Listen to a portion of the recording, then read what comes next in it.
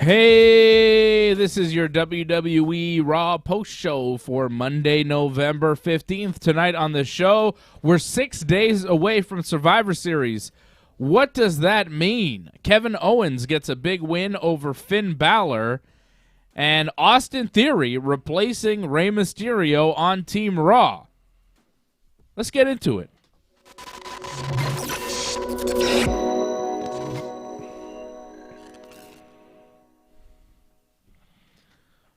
Oh, yeah. Yes. Oh, yeah. Peggy Hill. Yeah. Getting to Raw.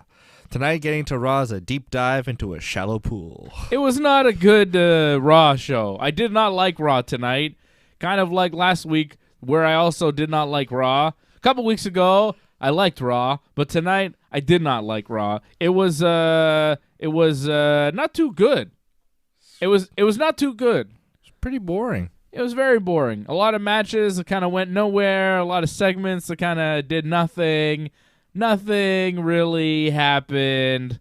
It was. Thank you very much. Whoa. Oh, Ooh, we're in the holiday season. Look at that. Christmas graphics jingle already. jangle. God bless. Who's that? Is that Doug? Oh. Shout out to Doug. Doug Hepburn says, I have no idea what happened on Raw except Theory taking selfies at the end. Help me out, Simon Brothers. We will help you out. We'll recap everything that happened on Raw here tonight. Shout out to Doug Hepburn. Shout out to Angelo Contagonis. Shout out to Harold Schneider, all members of the team. Don't forget to become a member of the team. Join the channel. Click that join button beneath me if you're watching on a desktop. If you're not, go to join.ringsidereport.net. Join.ringsidereport.net. Support the channel. Hit us up on Super Chat. Keep us going. Keep us going. See AJ on the chat as well. Chaos. Nothing to say about AJ. AJ, I see you, AJ. Be nice, AJ. I see you.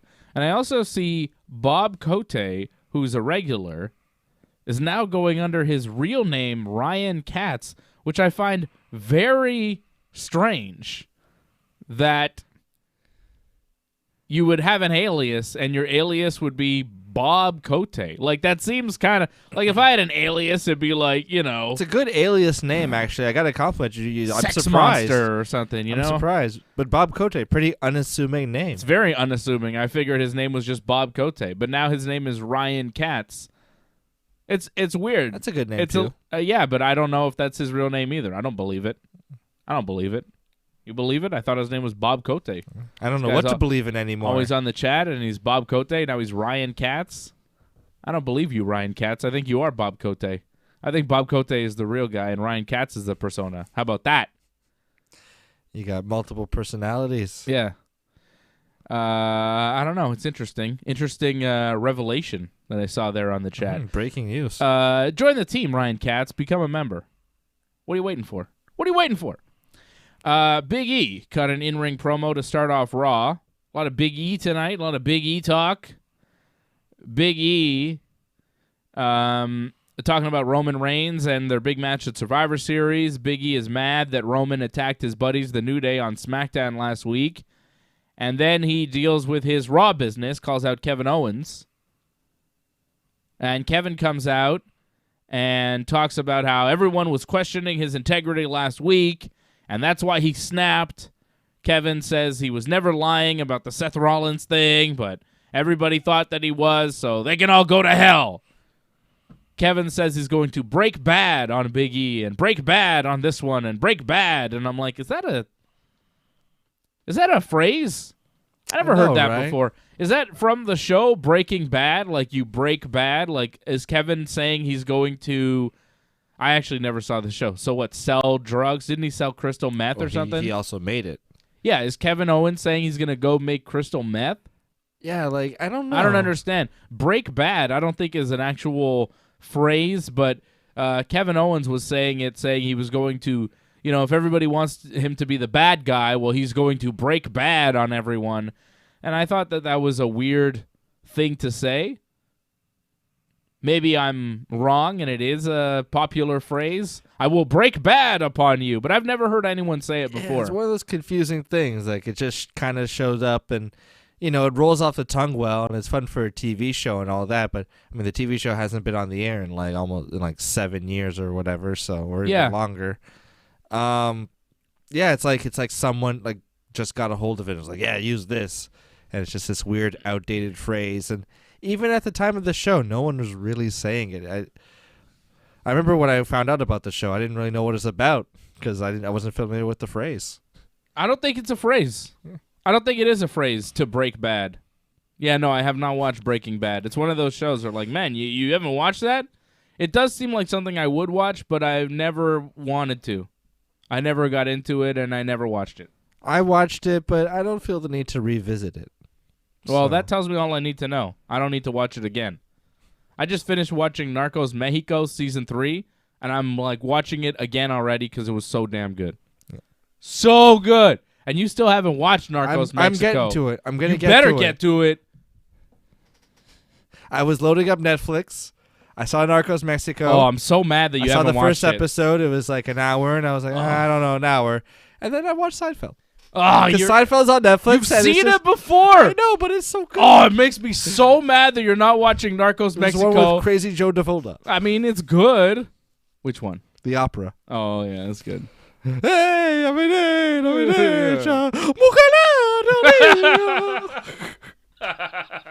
classic. That's a very good friend of mine, Harry Fong. Hey, enjoy the show there, Harry. But you should watch Narcos Mexico. I will. It's so damn good. Oh my god! And everybody watching should be watching Narcos Mexico as well. Miguel Ángel Félix Gallardo is the best goddamn boss of crime since Tony Soprano. Miguel Ángel. Although in season 3 there's no Miguel Ángel. Spoiler alert. All right. So Big E talks. Kevin Owens talks. Says he's gonna break bad. And then Kevin Owens is like, and Big E says, "Come to the ring now, Kevin Owens. I will fight you. Break bad upon me." And Kevin's like, "Nah." And he walks away, and he goes backstage. So then Big E's like, "Rrr," and then he goes and starts walking to chase Kevin Owens. And what happens? He gets attacked by the Usos. The Usos are on Raw. Roman Reigns, who's wrestling Big E, just sends his cousins because he's not going to show up to Raw, which, plays into the persona of Roman Reigns. He's too big. He's too important. He's head of the table, sends his goons. And Big E gets attacked by the Usos, and the Usos say that Roman sends his regards. And then they take the mic and they say, also, we're going to beat RK Bro at Survivor Series because we're also reminding you that the Usos are the SmackDown Tag Team Champions and RK Bro are the Raw Tag Team Champions. So they will wrestle at Survivor Series. I have not seen anything about Damien Priest versus Shinsuke Nakamura. Is that happening? They showed a bit of a video package. Oh, did they? Yeah, it was like Damien Priest making a bunch of faces. I wasn't sure if it was just to promote him or not. Oh, well, it's probably a match. Although we haven't seen Damien Priest since he had that excellent match with T-Bar 2 weeks ago on Raw. He wasn't on the show last week. And again, wasn't on the show tonight. Hope he's not hurt. But I do see on the Wikipedia page, which is always reliable, that Damien Priest will be wrestling Shinsuke Nakamura. Priest is the U.S. champion on Raw, Shinsuke the Intercontinental champion on SmackDown. Just in case you forgot, because it's easy to forget, because Shinsuke never, ever defends the Intercontinental title, and Damien Priest rarely defends the U.S. championship. And also, he's got a match at Survivor Series, but he hasn't been on Raw in like 3 weeks. And I think the Usos tonight, that was the only SmackDown invasion. Nobody else jumped onto the show and attacked an opponent or anything. It was just the Usos. And they're not really involved in the match. They're not it's not, the New Day versus the Bloodline. They're just, Roman's goons. There was no, there's no ladies from the SmackDown team showing up. No Shotzi or Natalia or nothing, especially since Tamina was in the match tonight. I was kind of disappointed. I like the invasions. No invasion at all. Yeah. The show is 6 days away. We did very little to build Survivor Series. In fact, you wouldn't even know what's happening. I think we made Survivor Series less interesting. I mean, you removed Rey Mysterio, legend of wrestling, from the team and added in Austin Theory, the selfie-taking newcomer. It's millennials. I don't know about that. I just want to talk to Ray Cruz about Narcos Mexico. Lord of the Skies, Amado. Amado is the best. Amado is such a great character from the beginning of the series to what he became in Season 3 to the end of Season 3 with Amado's girlfriend there in Chile. I don't know if you noticed the 2 wine glasses at the end there, Ray. It was quite a scene. I wonder what really happened to Amado. Oh, my God. What a show.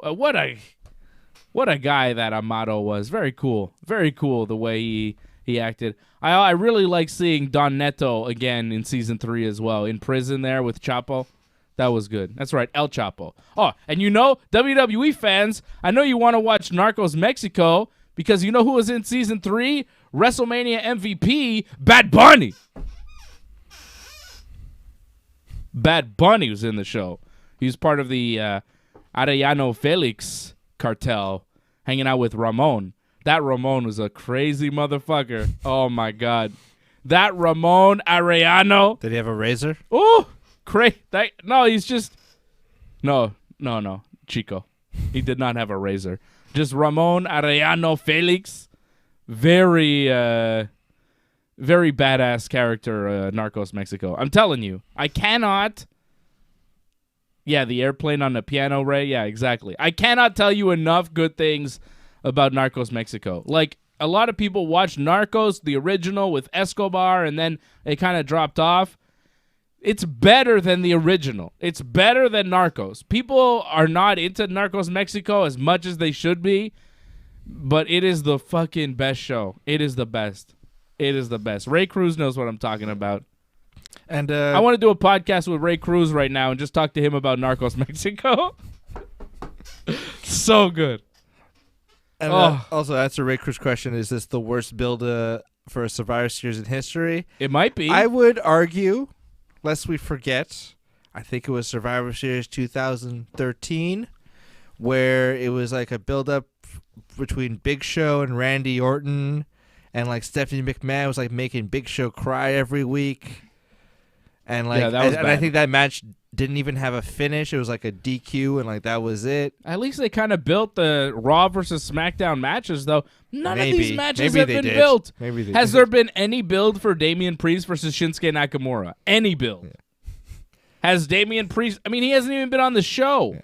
I'm just saying. There's been some bad ones. This is pretty bad. This is pretty bad. 6 days away from Survivor Series, and you couldn't tell by watching Raw tonight. The Usos showed up. They did the only invasion of the show.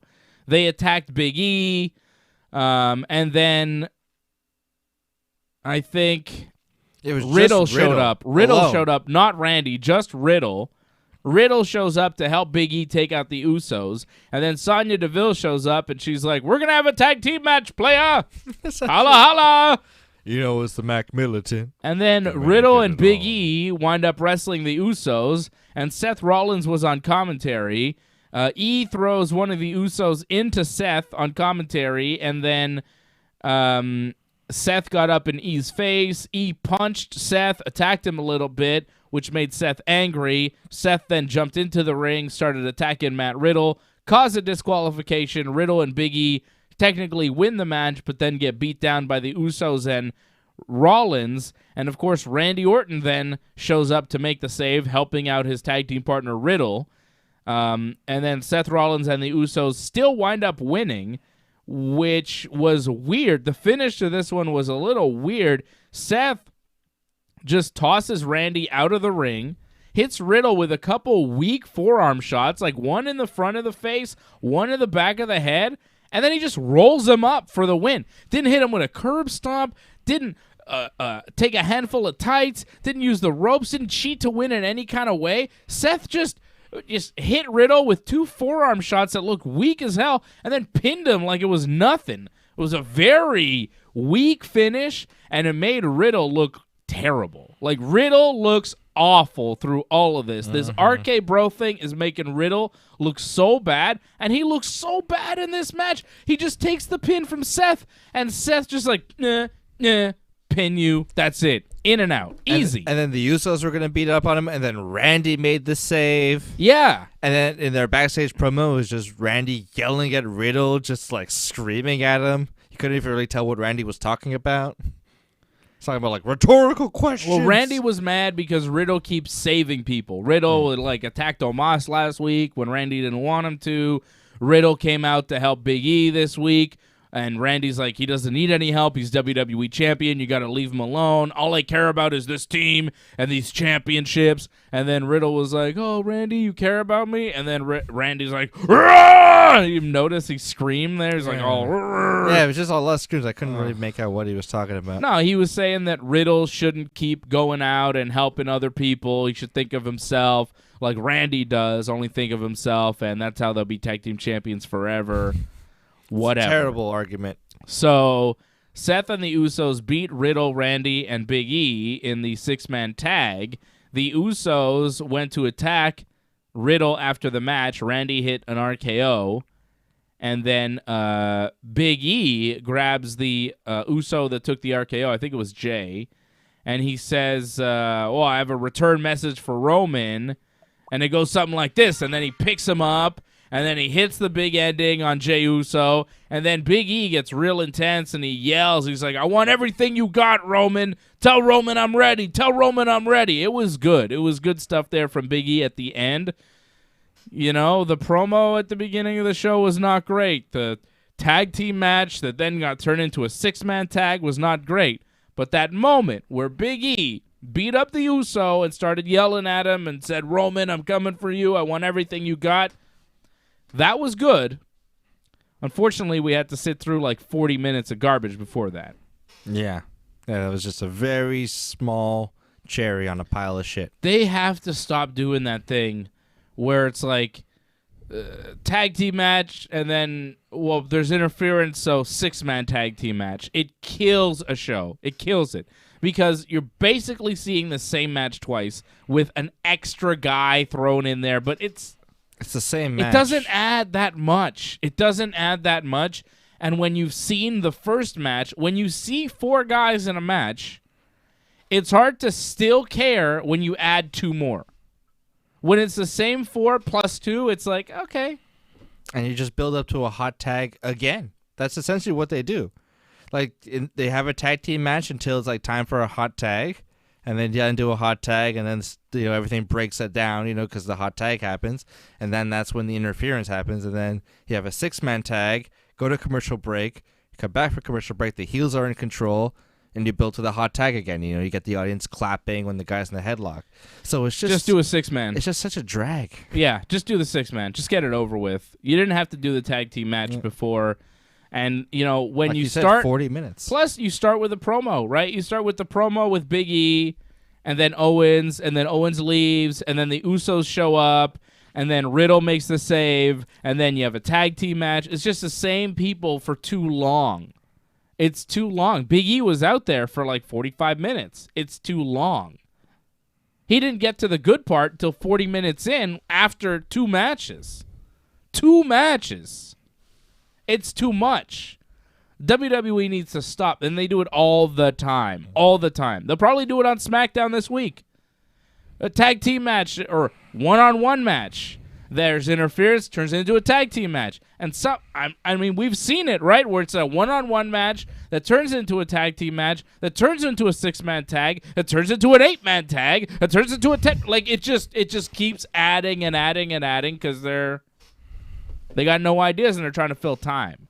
And that's really what this was tonight, trying to fill time. And they did fill time, but they didn't make the show that fun to watch. So finally, we got through all that Riddle and Randy and Big E and Seth and Uso stuff. And where do we go next? Bianca Belair being interviewed backstage about Doudrop, saying how much she was going to get Doudrop next time she sees her because she's feuding with Doudrop now. And then Tamina shows up and she's like, hey, we have a match tonight. And then Bianca's like, well, I was expecting Doudrop, but I guess you'll do. And then she goes through the curtain for the match. If this is supposed to be a real fight, a real wrestling contest, in what world is it okay that Bianca Belair doesn't know who she's about to fight and her opponent comes up to her before the match and is like, yeah, we're about to wrestle. And she's like, okay, and then goes through the curtain and has the match? Who's in charge? Two people. And that wasn't the first time. Because Bianca Belair was told by Tamina that they had a match together, and then later on Kevin Owens was talking backstage, and Finn Balor showed up, and he's like, oh yeah, we have a match together. I know you thought we didn't, and you were leaving the arena right now, but I talked to the Authority, and I'm like, the Authority? Triple H? Stephanie? Or who are we talking about here?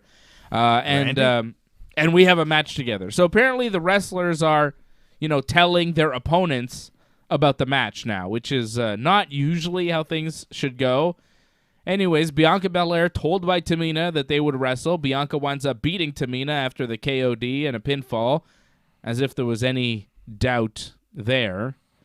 Best part of this match was afterwards when Bianca tried to pick up a fake eyelash that was on the ring mat and put it back on her eye, and it didn't stick, and then it fell off, and she had to stand there and look all wonky-eyed when Doudrop came out and said, oh, after Survivor Series, Bianca, I'm coming after you. It's like, well, why not now? Why not at Survivor Series? Why are you waiting until Bianca deals with her Survivor Series match? Why do you care about that Doudrop? Why does anyone care? It's just weird. And Bianca Belair looking hilarious with one super long eyebrow that looked kind of like it was falling off, or not eyebrow, eyelash, and then one like no eyelash. And then I started noticing all the ladies on the show, they all wear those super long glued-on eyelashes, which, as two dudes watching the show, we don't really understand the fake eyelashes for the ladies. It's not really something that I notice or think about or even realize happens. But, I don't know why you would wrestle with fake eyelashes on. That doesn't seem like a smart move in a combat situation. None of this seems real. And Bianca trying to put the eyelash back on right at the hard camera, that looked kind of weird too. Yeah. And then like a oh shit look. Yeah, and then it dropped, and then she's kind of got one eye with like a big eyelash, and then the other eye with just kind of normal, and she looks fine normal. I don't know why she has to do the extra eyelash thing, but everybody has those long eyelashes. Becky had them tonight. They all do it. They all do it. But to wrestle with those, it doesn't seem wise, and it falls off, and then you look kind of funny. So that happened with Bianca. And then Doudrop's like, after Survivor Series, Bianca, you and me. I'm like, why not now? What are you waiting for? Ray Cruz was laughing about the eyelashes, too. Doug Hepburn says, why wear those fake eyelashes? Right? Right? I guess it's just why? It looks better on camera. It's weird. I mean, I guess it looks better. I guess it looks good. It adds a certain look to the eye, I guess. I don't know.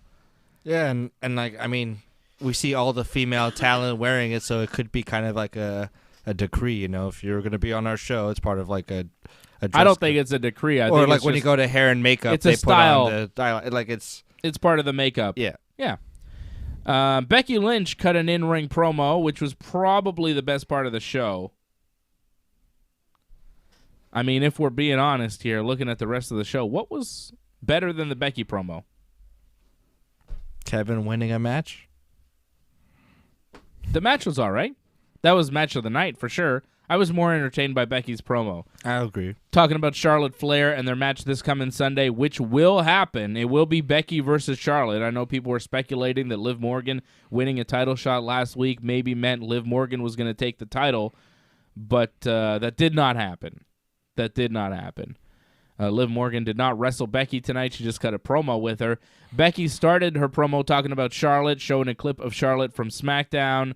Becky says she's the person that used to be Charlotte's best friend, and she was always there for her, but Charlotte's friendship came with the condition that Charlotte be the star and Becky play the background character. And Becky says, she had to slap Charlotte in the face to become a star, and that she had to become the man and something new and a new character, not some one-note rip-off off somebody else, kind of taking shot at Charlotte there, maybe taking a little bit of the Nature Boy Ric Flair gimmick, right?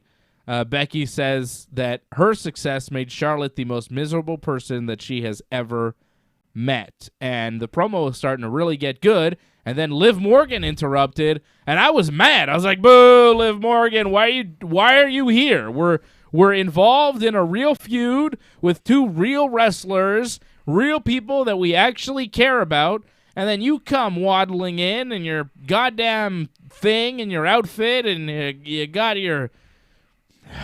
Goddamn. She makes me so mad. She's showing up here and interrupting Becky Lynch. The man is speaking. Liv Morgan showing up. Ruin our good time. That's what she does.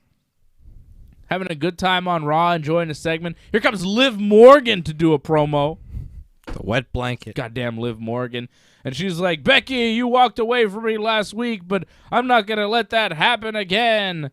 And then Becky's like, Liv, I thought you might come out here, so here, I have a clip. And then there's a clip of Liv Morgan from 4 months ago saying that Becky told her when she left, she announced her pregnancy, Becky told Liv that she was going to be the champion when Becky came back from having the baby. And, of course, Liv was not the champion, and Liv has still not become the champion.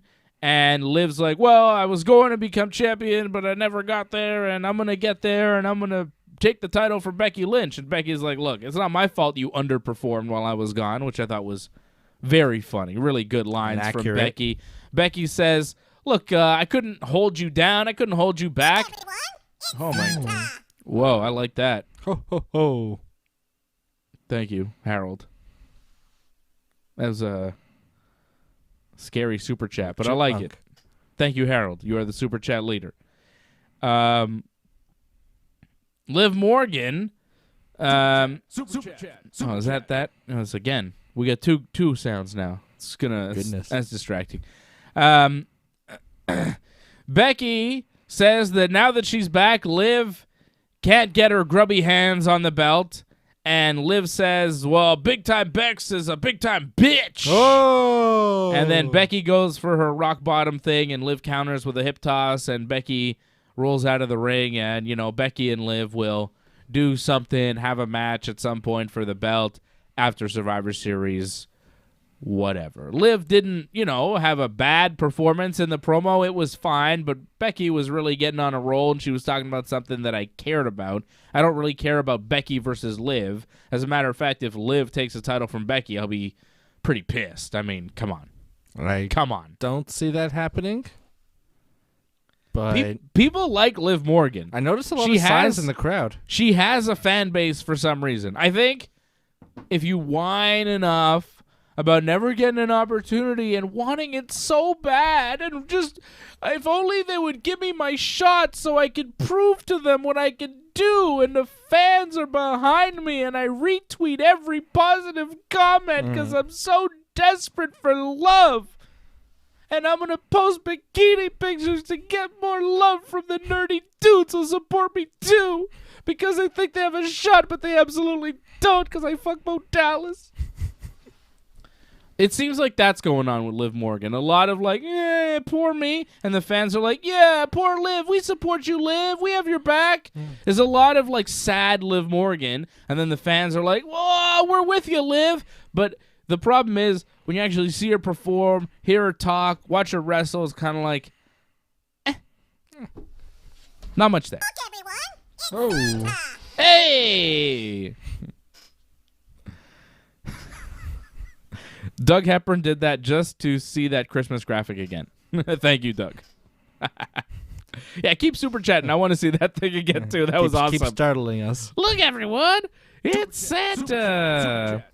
Yeah, I'm just, I don't hate Liv Morgan, but I also don't love Liv Morgan. I just see her as a, B-plus player. She's not a main eventer. She's not a world champion. She's not Becky. She's not Charlotte. She's not Rhea Ripley. She's not Bianca Belair. I mean, look at Raw. Bianca Belair, Rhea Ripley, Becky Lynch. Liv Morgan is not on that list. She's, in the Carmella Zelina Vega category. That's where she fits in. Yeah, that's her tier. Yeah. Zelina Vega beat Nikki Ash tonight. I mean, even Nikki is better than Liv Morgan. I like Nikki. Her character's really annoying, but as far as a wrestler, she's like 10 times better than Liv Morgan. Zelina Vega beat Nikki, though, after a code red and little interference from Carmella. And then Rhea Ripley wrestled Carmella and beat her with the Riptide. That was a lot better than I expected it to be. The Zelina Nikki was all right, but the Rhea Carmella was actually pretty good. Carmella hit Rhea with a good kick, and Rhea hit Carmella with a nasty double chop to the back that made a hell of a sound. I like seeing Carmella beat up. I like to see people beat up Carmella. It doesn't happen very often, and I feel like she gets away with being a pro wrestler and not really taking that much of a beating most of the time. So once in a while when she's in there and she gets beat up for real and hit hard, it gets my attention. I'm like, oh shit, Carmella's actually taking a beating here. So often it seems like Carmella kind of gets away with wrestling a very soft style against other wrestlers who wrestle a soft style like Liv Morgan. Just roll up finishes. Yeah, just real weak looking shit, and nothing is good and nothing is memorable, and you're just like, next, anytime Carmella enters the ring. But here she had to wrestle Rhea Ripley, who's a legitimate badass wrestler, and Rhea let her have it a little bit, and I enjoyed that. It was good on Rhea Ripley for doing it, and good on Carmella for fighting back, too. I think Carmella can get mean, and, she can get nasty in the ring, but it just doesn't – it's not asked of her very often. She's not looked at as kind of a, bust-ass performer, so it doesn't happen very often, She's the beautiful woman in WWE or whatever they call her. That's her gimmick. And Rhea Ripley, she's a badass. So it was a nice clash of styles there. I thought that match was a lot better than people might expect it to be. I agree. It was fun. Yeah, I agree. Street Profits beat Chad Gable and Otis. That match was actually pretty good, too. We were getting beat up by my son during that match, though, so we didn't see too much of it. But what I did see was pretty good. But my son was giving us quite a beat down. Oh, yeah. I mean, it was some pretty good high spots. 2 of us, 1 of him, and he's 4, but man, was he whooping our ass. Oh, yeah. I took a V trigger. It was pretty rough. Yeah. I took a thing where he stands up on my chest, and he jumps on my chest, and then he's like marching. Yeah, he marches on my chest, and then he jumps high in the air and lands all the way down hard with a bonsai drop. That's a good move. Yeah, he has a good bonsai. He's got a great arsenal of moves. His flying kick, his spear punch. He's got tremendous moves. He's invented moves. A spear punch, he just runs at you and spears you with double fists. Spear punch. He's got tremendous maneuvers. Nobody steal that spear punch. He's going to use it in AEW. Yeah, no gimmick in front. I was going to say WWE one day, but let's be honest. I mean, right now he's kind of small, so it's pretty AEW. Yeah, I think he could beat -1, though. Yeah. He's got -1 beat. No problem. Isn't -1 might be like 10 or 11. I don't Yeah. care. Have you seen him? Yeah, but, he's got a little more developed muscles. There's a lot of beef, pal. A lot of beef.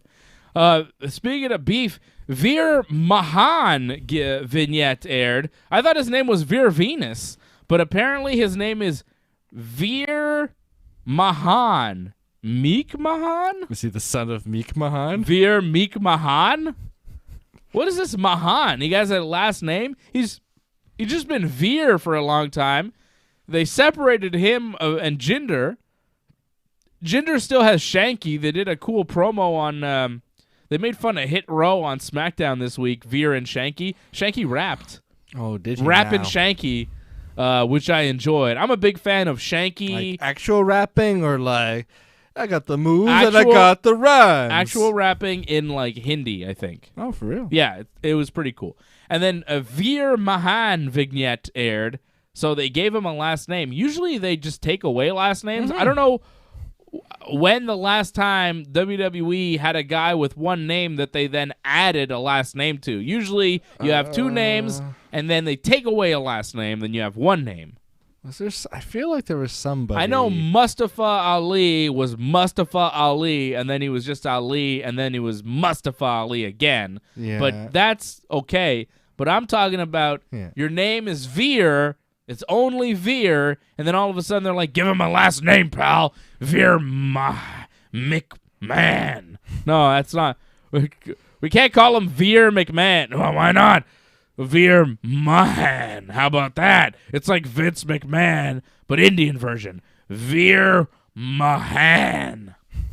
It is kind of like a Indian Vince. And I can see Vince thinking like that. Vince McMahon, Veer Mahan. I mean, it's pretty close. A little sidebar here. You think Vince ever goes piss mad? Yeah. He's got like a UTI. Spoilers for We talking about Succession right now? Season 3, episode 5. Let's not talk about that. A little UTI. I don't want to talk about madness. Logan going piss mad. But Vince, I believe, goes piss mad. It's an imaginary cat. I fully believe Vince goes piss mad. Woo! Well, he's mad. I think he's just mad. He's a madman. Big mad Vince. Yeah, Vince is mad. I mean, he's a wild man. You think that was like his reasoning? It was just like, McMahon, but my hand. Yeah, I don't know. I don't even think he's involved in the Veer Mahan thing. I think the writers are probably like, oh, Vince wants a last name for this guy. How about Mahan? I think if we pitch a name that sounds like Vince McMahon to him, he'll probably like it. Yeah, that's a good idea. I love this name. How did you come up with it? It's brilliant. Veer Vince. Veer Vince, Mahan McMahon. Yeah. It's basically Vince McMahon, but Indian version. Like if there was like an Indian wrestling federation and they were doing a bootleg version of Vince, but he was an Indian guy, they'd call him Veer Mahan.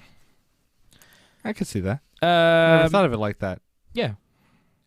I don't know what he's going to do here, Veer, but they're running vignettes for him, so that might mean something. Or it might mean they're going to job him out when he does debut, which often happens as well. I could see him as a challenger for Damien Priest. Knowing the WWE, he may never debut, and they may just fire him next week, right? I mean, that's possible, too.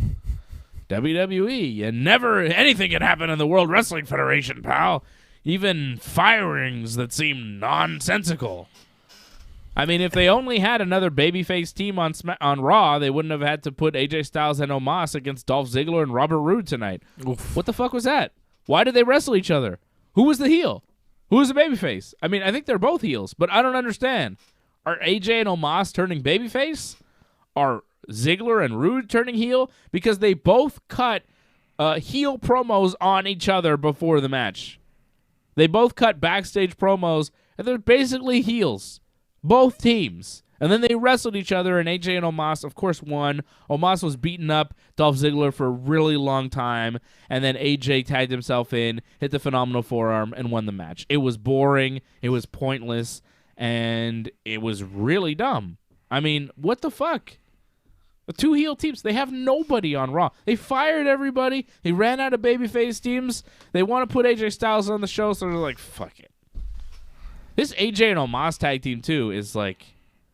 It's run its course, I think, right? Like, what the hell? They're just waiting out till WrestleMania season so they can have a one match against each other, but they are really not progressing at all. Like, it's just Omos looks awful. Yeah, he did not look great tonight. When he's in the ring, it's super boring. He is not figuring it out.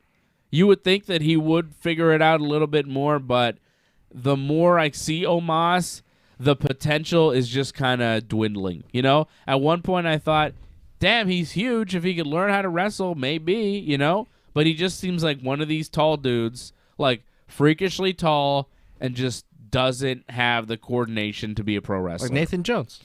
Or Great Khali or whatever the fuck. You know what I mean? Just really tall 7-footers. I mean, how many 7-footers have actually succeeded in professional wrestling? You know? How many? 3 or 4? How many of them are actually good at wrestling, though? How many of them could actually move? You know? Like, it's Big Show. It's basically Big Show, and that's it. And sometimes Kane had, but really Kane Big wasn't Show. legit 7 feet. Yeah. Kane is like 6'10" or something. You know, Taker's like 6'10". Like, they're not legitimate 7-foot guys. Big Show is a 7-footer. You know, not many 7-footers in the history. He could do a sunset flip. Yeah, Big Show was incredible. He's a 7-foot monster. Omos is 7 feet. Khali is 7 feet. I'm talking about the super giants. Very few of them can move. Giant Gonzalez. Like, Omos is way more Giant Gonzalez than Big Show. Yeah. He's not great. And it's crazy. Like, for so much of Big Show's career, people were yelling at him to retire and, like, get off our TV. Yeah. He was the best at, like, you know, a once-in-a-generation kind of talent. Yeah. Oh, yeah. You'll never see another many Big generations. Show. You'll never see a guy the size as Big Show who can wrestle like Big Show. The world's largest athlete was... He'll go into MMA. Very apropos. Like, he was incredible. Yeah. Although Big Show could never have fought in MMA because the weight limit, which I still think is crazy. Like you can't be a guy Big Show size and fight in the UFC because you'd have to make 265 pounds. The heavyweight limit is 265. So if you're 350, 400 pounds, forget about it. You're not fighting in the UFC. You're not fighting in pro MMA, which kind of sucks. Like I would like a super heavyweight division. Not enough talent though in a division like that to kind of make it worthwhile, but I like an open heavyweight division. I think you should be able to be as big as you want at heavyweight. Open weight. If they both agree. No, whatever. I think that's just both fighters agree. It should be the rule. No, it should be the rule. I think maybe you make a division between 205 and 265. Now we're getting deep into the MMA kind of rules, but I think that, the discrepancy between light heavyweight and heavyweight, it's anything over 206 pounds is heavyweight. So you'd be 206 fighting a 265er, right? So I say you make a division like, heavyweight, and it's, say 206 to 245 or 240 or something, and then you do 240 and above, super heavyweight. Go for it. See, Doug didn't know there was a weight limit in the UFC. See, you learn something new every day. But yeah, 265 is the limit for heavyweight. So Brock Lesnar, he had to cut weight when he fought in the UFC. Is that why he got diverticulitis? No. That was something else. This is diet and stuff. But most heavyweights don't have to cut weight. Most of them don't. But some of them are starting to. Some of them do, like a Francis Ngannou or a Cyril Gane possibly has to cut weight. Like there are some big dudes that do have to cut to make the 265, but usually it's a more comfortable existence. But yeah, I would love a super heavyweight division.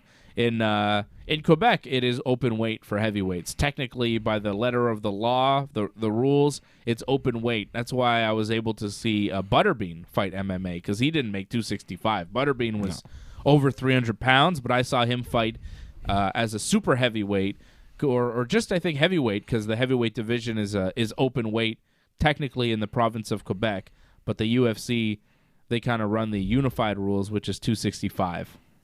And they run those rules everywhere they go. Like, even if they were to run a show in the province of Quebec, they still would have that 265 limit for their heavyweights. That's just how they operate. Maybe Omos can try the UFC. No, wait, forget it. No. Maybe he can come fight on local promotions here in Quebec and make no money. Yeah. Stick to the WWE, Omos. It's probably a better route for you. Or as long as it lasts. As long as it lasts, right? Stay in there as long as it lasts, because I can't imagine it'll last that long, because he can't really talk and he certainly can't wrestle. Looks great, but goddamn, the Omos experiment is not really working out. And they stuck it on at the end of Raw. The last hour of Raw was truly baffling to me. Last hour of Raw was weird as hell. You had the promos and then the AJ Omos and Dirty Dogs, and then you had the Bobby Lashley Rey Mysterio match. Like, why was that the main event of Raw? It was the main event of Raw to run an angle for Survivor Series, but god damn, man, that was not great. I would have preferred Kevin Owens and Finn Balor be the main event of Raw, because the match was actually quite good and match of the night. Surprising that Kevin Owens actually got the win as well. Kevin Owens hit a stunner on Finn Balor and beat him. Clean. Middle of the ring. Yeah, decisively. It's kind of weird. Finn was going for the coup de grace. He got crouched on the rope and then just taken down and stunnered. Like, no shenanigans. And after they've been booking Owens like garbage last few weeks, looked super weak. Even tonight it was looking like they were just setting that up again. And he just wins. Yeah, he has looked very weak over the past few months. Now they're starting to use him more on Raw. He attacks Big E last week. I think they might be setting him up for a WWE title match with Big E. I think that's what's happening. They're building him up for E to beat. At the day one pay-per-view, maybe? Maybe. But the fact that he won tonight, beat Finn Balor clean, it seems like, okay, well, we're setting up Kevin Owens for a title match with Big E. Big E's going to beat him, and maybe Kevin Owens is sent packing out of the WWE. Like there's talk that his contract is up in 2 to 3 months. I think they said, mid to late January, Kevin Owens' contract might be up. So, or February, something like that. January, February. So, if he hasn't re-signed, this feels like one of those WWE moves, and a lot of wrestling companies do this. You know, I mean, WCW gave Benoit the belt when he was about to leave, right? They gave him the world title. And they knew he was leaving, and he didn't want it. He was like, no, I'm out of here. Stop it. Like, and WWE Vince signed Brett to a 20-year contract. Yeah, when Brett was kind of on his way out, they're like, here, let's give you everything. You know, CM Punk was given a WWE title match with John Cena in his hometown before he had signed a new contract with the WWE. Like, the WWE will try to entice you to stay. If they want you to stay and you have a contract coming up and you don't seem like you're going to re-sign, they will entice you to stay. They will try to keep you. And I feel like they're trying to keep Kevin Owens. They're giving him a lot of TV time. They're giving him a little bit of a push. He beats Finn Balor, who's an established guy, clean on Raw. I feel like they're trying to bring him back into the fold. And they're going to give him a title match with Big E, probably on pay-per-view, probably on that January 1st show. And then we'll see where they go from there. But I feel like they're trying to keep Kevin Owens by keeping him relevant and keeping him strong on TV. Saying, look, we're going to take care of you. We believe in you. Sign a new contract. And then he does, and then they'll bury the shit out of him. Yeah, that's also thing. what they do. Yeah, they're like, ha, you signed the Gotcha. deal. Yeah, they're dicks. And it's like, actually, they haven't signed the deal. Oh, well, then we highly value your input. Yeah. Until you signed the deal. Exactly. Classic Mr. Burns. Vince is Mr. Burns. Classic Mr. Burns techniques. Mm-hmm. Which is That's real what Vince life. does. And yeah. it's real life. Yeah. Vince is a real life Mr. Burns. Yeah, butter you up. You sign the deal, and then you're locked in. And, you'll be jobbing to, Omas. And Vince will release the hounds on the way out, too. Yeah. Don't think he won't. He's going to release them hounds. Pritchard. Yeah, he's an old dog. He's not doing any damage. Oh, he'll chase. He's like those old hounds. Isn't there one episode where Burns has like these shitty old hounds and they don't do anything because they could barely walk? Oh, Burns. Shitty hounds. Then after this, we had Bobby Lashley, Rey Mysterio in the main event of Raw. And Bobby Lashley winds up beating Rey after the Hurt Lock submission. Rey taps out to the full Nelson there from Bobby. At one point, Rey did his slide out of the ring, and Bobby was supposed to catch him on his shoulders, and he kind of did, but then dropped him. Then he had to pick him back up. It was a little ugly. And Bobby held on to the Hurt Lock after the match, and Dominic, Rey's son, thought about attacking Bobby and stopping him, but then didn't. And just let Bobby beat up his dad even further. And then Adam Pearce cut a post-match promo saying, Rey Mysterio, you are off Team Raw because you've made it so weak because you obviously suck. You can't beat Bobby Lashley, so you're not on the team anymore. And we will name a replacement later, which is something they keep doing, taking people off teams and not replacing them, like they did with Sami Zayn. They took Sami Zayn off the Survivor Series team on SmackDown. Didn't replace him with anybody. Same with Aaliyah. Took her off the Survivor Series SmackDown team.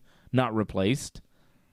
But here, Austin Theory shows up after Pearce removes Rey from the team. Theory attacks Dominic Mysterio, and Pearce says, oh, I like your attitude, kid. You're going to be on the Survivor Series team. You got Moxie. I mean, that was fortuitous for Austin Theory to just show up out of nowhere, attack Dominic, and then be like, oh, yeah, now you're on a pay-per-view. Okay.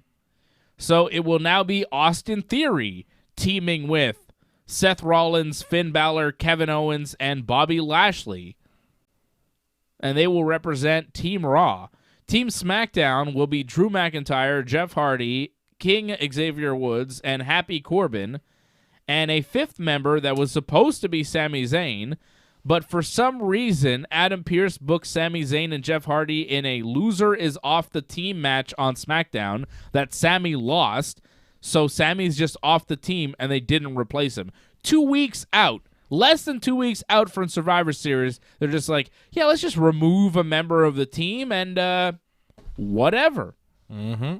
Whatever. I don't know who they're going to replace him with on SmackDown. Maybe Madcap Moss or some jabroni like that. I don't know. Replacing Rey Mysterio with Austin Theory is not great, but whatever. It's not a It's not the worst thing I've ever seen in pro wrestling, but it's also like, makes the match less interesting. Far less interesting. Like Austin Theory is far less interesting than Rey Mysterio. I'd much rather watch Rey Mysterio wrestle than Austin Theory at this point in time. I was theorizing. They got to push, new guys and shit. Mm-hmm. Yeah, and he's young. And, he could have a future. I get it, but, as a wrestling fan, it's kind of like, you made the match worse.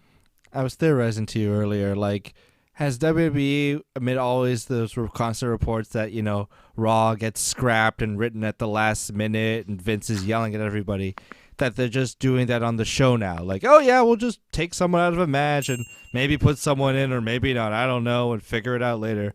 Like, they're just, like, it's almost like a little bit of like a... They're parodying themselves. Yeah, it feels like that. Which is not good about like how incompetent they are. Yeah, the show is sloppily put together, last minute changes, nobody knows who's in charge, and now the actual TV show is like that. People are just getting swapped out and things are happening and nothing really makes sense. We have a match tonight. Yeah, and by the way, I'm your opponent and our match is right now. It's like, okay, that's fine, I guess. I don't know. Ugh. Bad stuff. And that was Raw? That's everything. Austin Theory's now on the team. And I don't know who's going to be on Team SmackDown for the men's side. They also took out Aaliyah from the team. It'll be Sasha Banks, Shayna, Shotzi, Natty, and somebody versus Team Raw, Bianca, Rhea, Liv, Carmella, and Queen Zelina. We'll also see Becky Lynch versus Charlotte Flair, which is the match that everybody's looking forward to. That is the match on the card. That's the main event. It should close the show, to be honest. Like, it really should. It won't, unfortunately. I don't know. Roman and Big E or Charlotte and Becky? I mean, yeah. Who's a real star? Becky, Charlotte, or Roman? To me, it's Becky or Charlotte. It's not Roman so much. But they love to put Roman at the end. They love Roman. Roman's going to be on The Tonight Show with Jimmy Fallon on Wednesday. What kind of weird games will they play? I don't know. Who cares? I hope he's, like, fully in character, like, acknowledge me. Like, just a dick. I would love for him to just go out full Roman Reigns dick. But he's not going to do that. He's going to be Smiling Joe. Hey, yeah, I talked to my cousin The Rock. Hey, he's going to have his hair pulled back. Slicked back. I already know the ponytail? look. Slicked back hair in a ponytail, because that's how he looks when he's like doing his corporate. When he's Joe. When he's Joe on Hawaii, he's like, hey, and he's gonna smile with that big smile with those big fake teeth, right? And he's gonna talk about, well, the WWE putting smiles on faces, and hey, oh yeah, we joke around. He's probably say something about wrestling that's a little bit like demeaning to wrestling. Right? Shit on the business a bit. Yeah, I fight with guys in their underwear. Yeah, which is what Cena used to always do on those talk shows that drove me fucking crazy. He'd be like, well, I have a big fight coming up here. Making fun of his own match that he's trying to sell. He's here to promote a match that he's kind of like shitting on at the same time.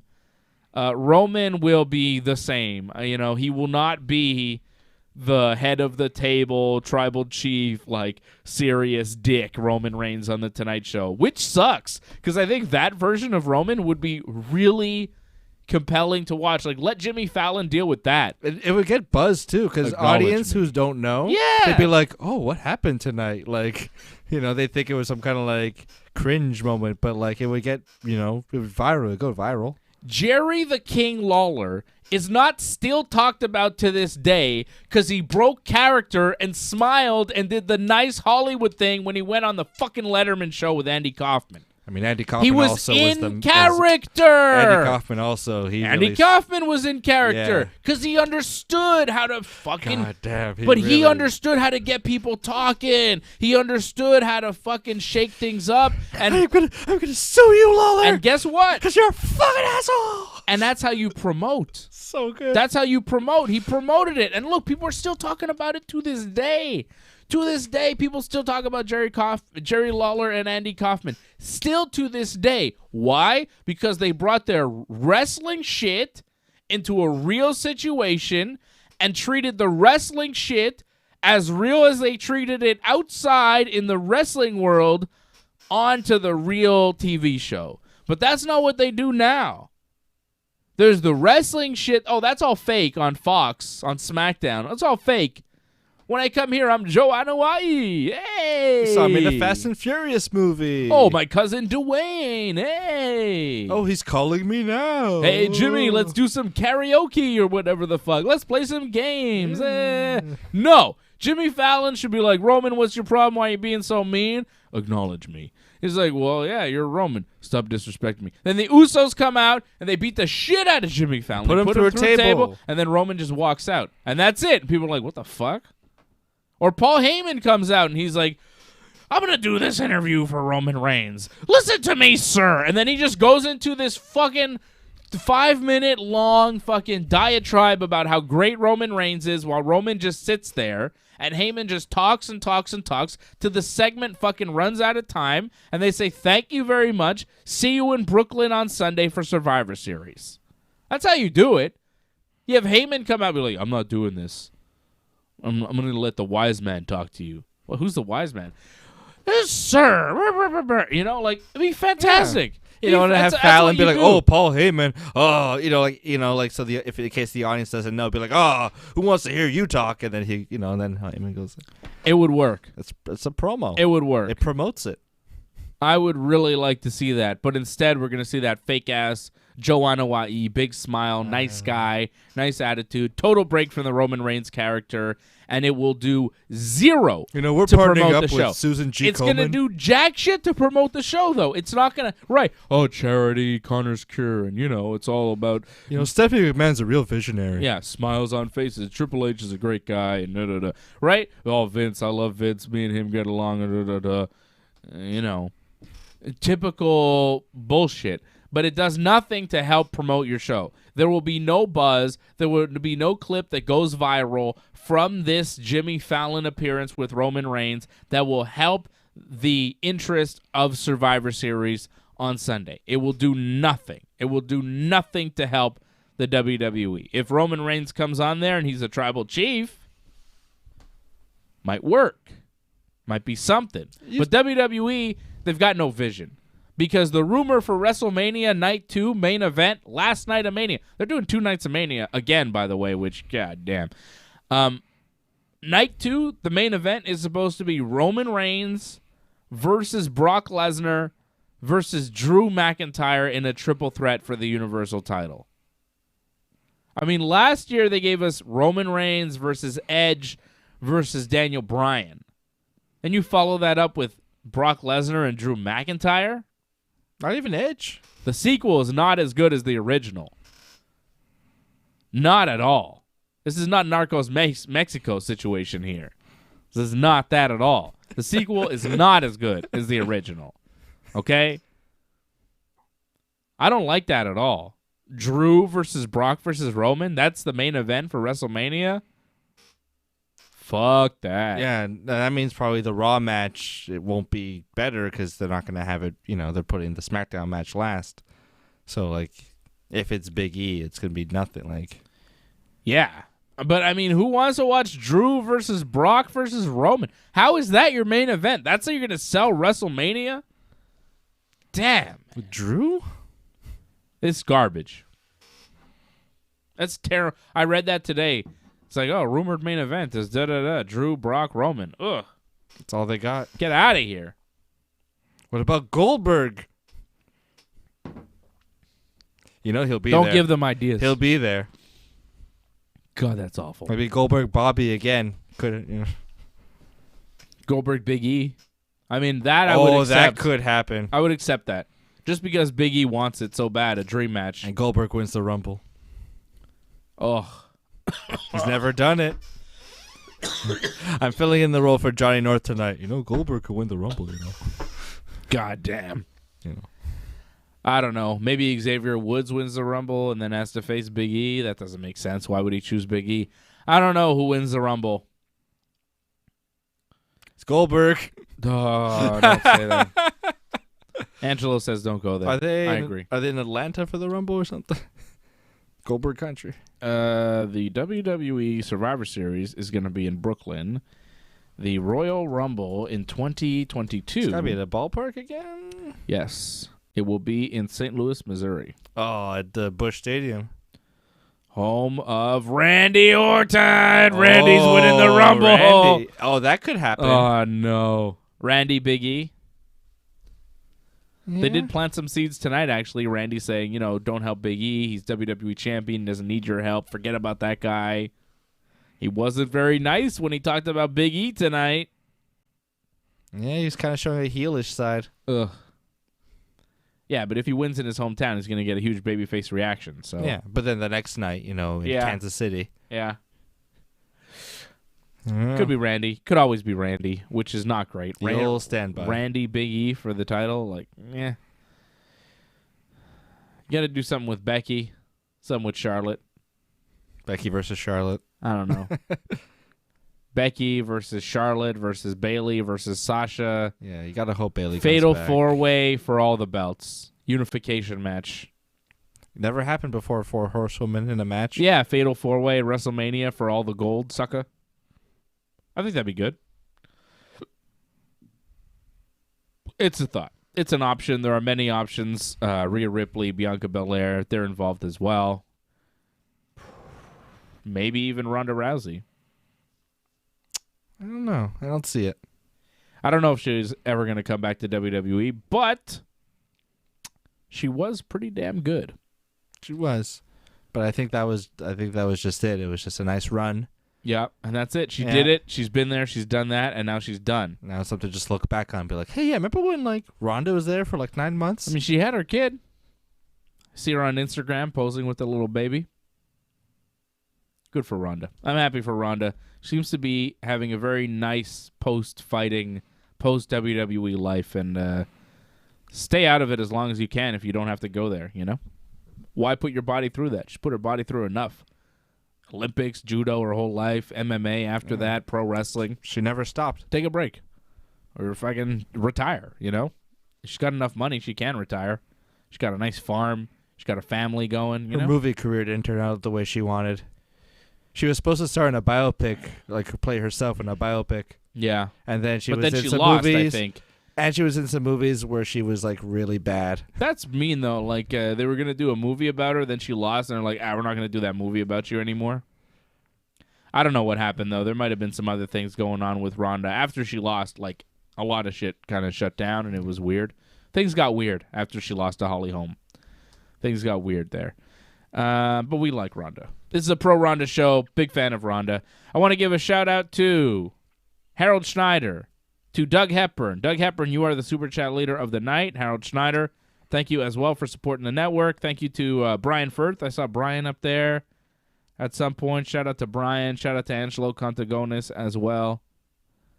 Shout out to all the friends. Shout out to Ray Cruz, my Narcos Mexico buddy. He knows what's up. Ray Cruz knows what's up.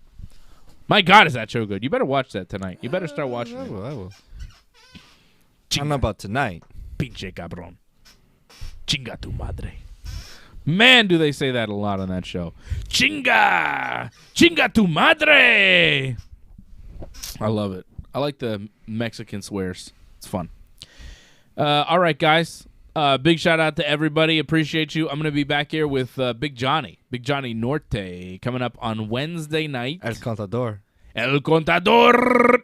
Wednesday night after AEW Dynamite. It's going to be good. Dynamite. Coming up Wednesday night. I'll be here with Big Johnny. And it'll be a Hangman AEW World Championship celebration as well. Hangman Page in his home state of Virginia coming up on Wednesday. So a big night for Hangman coming up Wednesday. We'll be watching Dynamite here with you on Wednesday night. Is that who I thought it was? That was Angelo, of course. Hey, we didn't get the Christmas thing there. I thought we were getting Christmas graphic. I guess it went away. I don't know what happened. Christmas is canceled. Oh, hey, there we go. Angelo Contagonis dropping a super chat. He says, thanks for the recap of Raw tonight, guys. See you Wednesday for Dynamite. Indeed, Angelo. Oh, Doug dropped it, I think, Doug dropped the super chat just to see the gimmick again. Thank you, Doug Hepburn, for dropping a super chat. Angelo, you are the super chat leader of the night. Thank you, Doug. Thank you, Angelo. Thank you, Harold. Appreciate you guys supporting the Ringside Report Network as you do. Super chat. Super chat, super chat. And again, I'll be back Wednesday night after Dynamite. Thank you to you for being here. Thank me. Appreciate you. Acknowledge me. You've been acknowledged. Acknowledge this!